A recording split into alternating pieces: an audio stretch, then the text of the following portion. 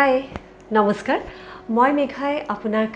স্বাগতম জনাইছোঁ YouTube channel বাস্তু টকলৈ আৰু আজিৰ বাস্তু টকত মোৰ সৈতে আছে আমি কথা পাতিম বাস্তু সম্পৰ্কে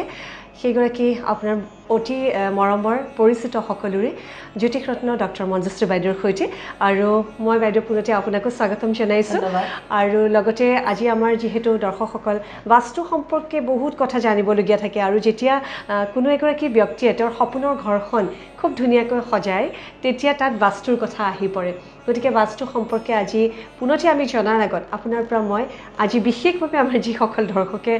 চাই আছে তেওঁলোকৰ যিসকল সিংহ ৰাশিৰ লোক আছে তেওঁলোকৰ বিশেষ আজি দিনটো কেনেকুৱা বা কি ধৰণৰ আজি বিশেষ কথা তেওঁলোকে পালন কৰাটো উচিত সিংহ ৰাশিৰ ব্যক্তিসকলৰ বিষয়ে কৈছে যিসকলৰ জন্ম তাৰিখ মতেও যদি সিংহ ৰাশি হৈ থাকে অথবা নামৰ যিটো প্ৰথম আখৰ সেই আখৰটো যদি ম আৰু ত হয় তেনেহ'লেও সিংহ ৰাশি যিসকলৰ নামৰ আখৰ তেওঁলোকৰ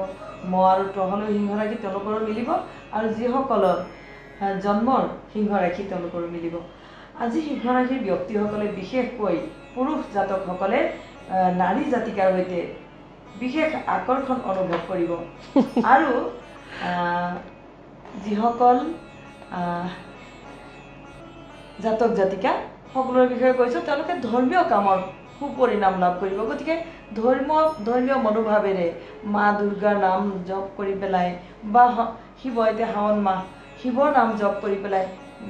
ৰাতিপুৱা সময়খিনি দিনটোৰ আৰম্ভণি কৰক খুব ভাল ফল লাভ কৰিব আজিৰ কাৰণে আপোনালোকৰ শুভ ৰং হৈছে সেউজীয়া ৰং আৰু শুভ সংখ্যা 3 সংখ্যা ব্যৱহাৰ কৰিলে দিনটো অতি সুকলমে পাৰ হ'ব ঠিক আছে বাৰু তেন্তে আমি এতিয়া বাইদেউ পোনে পোনে বাস্তু সম্পৰ্কে কিছু কথা লৈ আছোঁ বাস্তু সম্পৰ্কে আজি পুনতেই জানিব বিচৰা কথাটো হৈছে আমাৰ যিখন আইনাখনৰ অবিহনে আমি চলিব নোৱাৰোঁ গতিকে আমি আইনাখনৰ বিষয়ে জানিব বিচাৰিম আইনাখন খুব ধুনীয়া এটা কথা কৈছা বাস্তুৰ বিষয়ে যদি মই ক'ব বিচাৰোঁ তেনেহ'লে আজিকালি ধৰা এনেকুৱা হৈছে যে আমি এটা আমাৰ সপোন থাকে প্ৰতিজন ব্যক্তিৰ এটা থাকে যে আমাৰ নিজৰ এটা ঘৰ হ'ব বা এটা ফ্লেট আজিকালি সকলোৱে বিচাৰে এটা ফ্লেট খুব ইজিলি পাই যোৱা হয় বনাবলৈ একো কষ্ট নহয় গতিকে ফ্লেটখন কিন্তু বাস্তুসন্মত হয়নে নহয় কেতিয়াবা দেখা যায় যে ঘৰখনত গৈ পেলাই নতুন ঘৰখনত প্ৰৱেশ কৰাৰ লগে লগে হয়তো সন্তানৰ শিক্ষাত বাধা পৰি গ'ল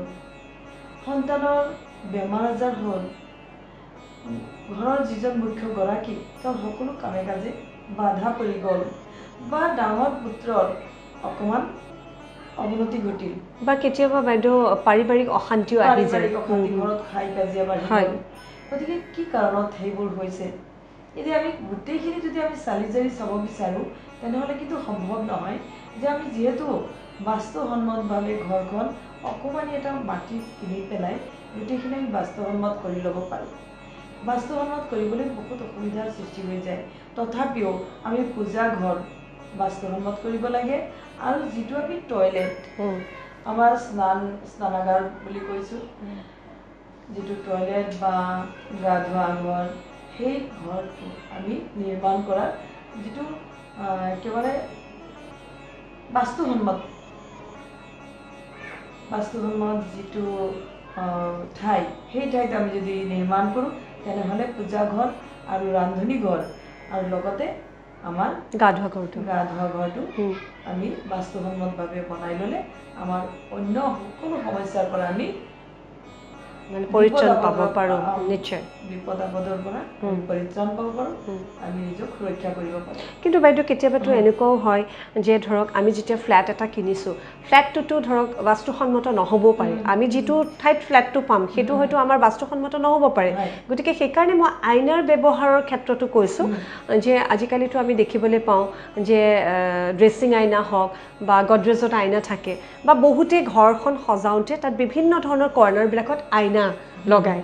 তেওঁলোকে ডেক'ৰেট কৰে তেনেকৈ গতিকে এই আইনাখনৰ ব্যৱহাৰ সম্পৰ্কে আইনাখনৰ বিষয়ে মই ক'বলৈ হ'লে মেঘা এতিয়া ধৰা তুমি বেচিন লগাইছা হয় এতিয়া বেচিনৰ সন্মুখত এটা আইনা থাকে হয় বেচিনখন যদি তোমাৰ দক্ষিণ ফালে হৈছে তেনেহ'লে আইনা বেচিনৰ ওপৰত যিটো আইনা স্থাপন কৰা হৈছে সেই আইনাখন দক্ষিণ ফালে হৈ যাব নিশ্চয় আৰু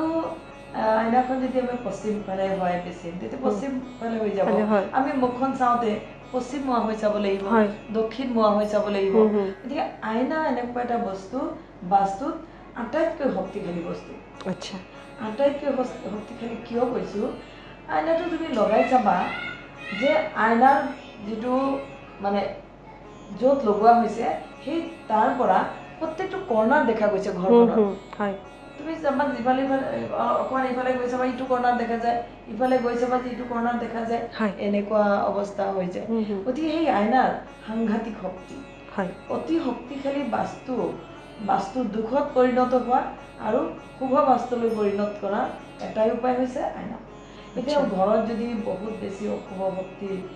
প্ৰৱেশ ঘটিছে তেনেহ'লে আমি যদি নৰ্থ ইষ্ট কৰ্ণাৰত এটা আইনা লগাই দিওঁ তেনেহ'লেও কাৰণ নৰ্থ ইষ্ট কৰ্ণাৰটো আমি সদায় বেছি যদি বাঢ়ি যায় তেনেহ'লে আমি শুভ বুলি কওঁ নৰ্থ ইষ্ট কৰ্ণাৰটো যদি কটা থাকে চুটি থাকে তেনেহ'লে আমাৰ নৰ্থ ইষ্ট কৰ্ণাৰত যদি আমি মিৰৰ লগাই দিওঁ তেনেহ'লে আমাৰ সেই মিৰৰৰ দ্বাৰা নৰ্থ ইষ্ট কৰ্ণাৰটো আমি দেখিলে আমি চাবা যে সেইফালে বহুত ঠাই আছে নিশ্চয় বৃদ্ধি হয় গতিকে নৰ্থ ইষ্ট কৰ্ণাৰ বৃদ্ধি কৰাৰ লগে লগে সুখ সম্পদ বৃদ্ধি সন্তান প্ৰাপ্তিত বাধা নাথাকে বিবাহত বাধা নাথাকে আৰু যিজন মুখ্য গৰাকী তেওঁৰ সকলো কামে কাজে বাধা নাথাকে দাম্পত্য জীৱন সুখী হয় বহু ধৰণৰ সুখ সুবিধাবিলাক আমি লাভ কৰিব পাৰোঁ নিশ্চয় হয় গতিকে আৰু বাইদেউ মই আৰু এটা কথা জানিব বিচাৰিম সাধাৰণতে কেতিয়াবা এনেকুৱা হয় যে ঘৰখনৰ ৱালখন ডেক'ৰেট কৰিবৰ কাৰণে বহুতে ধুনীয়া আইনা এখন লগাই থয় তো সেইখন ছাপ'জ ধৰক পশ্চিম ফালে পৰিলে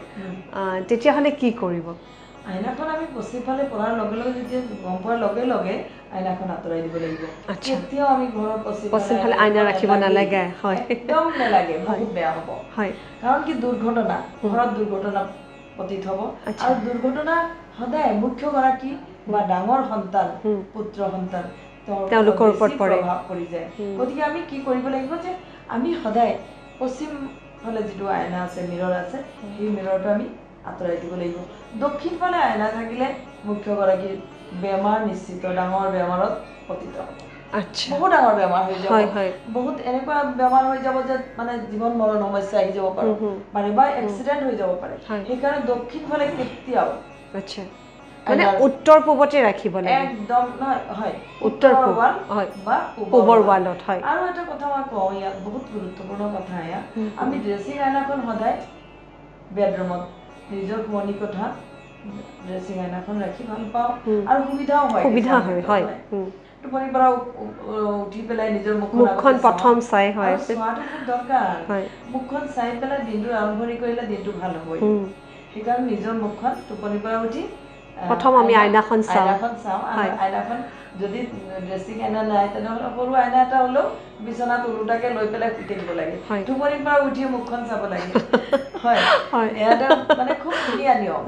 তেতিয়াহ'লে দিনটো বহুত ভাল হয় দিনটোত কেতিয়াও বাধা বিপত্তি আৰু বহুত বাধা আহিলেও সেই বাধাবিলাক অতিক্ৰম কৰিবলৈ পাৰি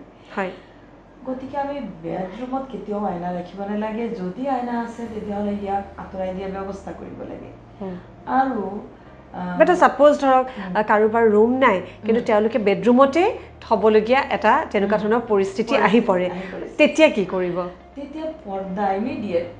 লগে লগে মানে আজি জানিছোঁ যে আইনাখন ৰখাটো খুব অশুভ বেডৰুমত কিন্তু আমাৰ উপায় নাই লগে লগে পৰ্দা লগাই দিব লাগিব এটা সাধাৰণতে ষ্ট্ৰিং এটা লগাই পেলাই তাতে পৰ্দা লগাই দিলে অকণমান টানি পেলাই আমি ব্যৱহাৰ কৰিলোঁ আৰু ব্যৱহাৰ কৰাৰ পৰ মুহূৰ্তত আমি আকৌ ঢাকি থলোঁ আইনাখন একদম ধুনীয়াকৈ ঢাক খাই দিব লাগিব এই আইনাখন ঢাকি থোৱাৰ লগে লগে আমাৰ যিটো ঘৰৰ মানে গোটেইকেইটা কৰ্ণাৰ চাই পেলাই যিটো অশুভ প্ৰভাৱ বিস্তাৰ কৰিলেহেঁতেন ইয়াৰ পৰা আমি ৰক্ষা পাওঁ পৰিত্ৰাণ পাওঁ হয় নিশ্চয় আৰু এয়া আছিল আমাৰ আজিৰ ইউটিউব চেনেল বাস্তু টকৰ কিছু কথা বাস্তু সম্পৰ্কে আমাৰ আজিলৈ সময় হৈছে নিশ্চয় আকৌ আহিম আমি ডক্টৰ মঞ্জুশ্ৰীৰ সৈতে বাস্তু সম্পৰ্কে বিভিন্ন কথা পাতিবলৈ আজিলৈ আমাৰ এই সময়তে আমি বিদায় ল'ম গতিকে আপুনি যদি ভাল পাইছে লাইক কৰিব নাপাহৰিব শ্বেয়াৰ কৰিব নাপাহৰিব লগতে যদি আপোনাৰ কিবা জানিবলগীয়া আছে কমেণ্টছ বক্সত গৈ আপুনি কমেণ্ট কৰিব আৰু ইয়াৰ লগে লগে ছাবস্ক্ৰাইব কৰিবলৈ নাপাহৰিব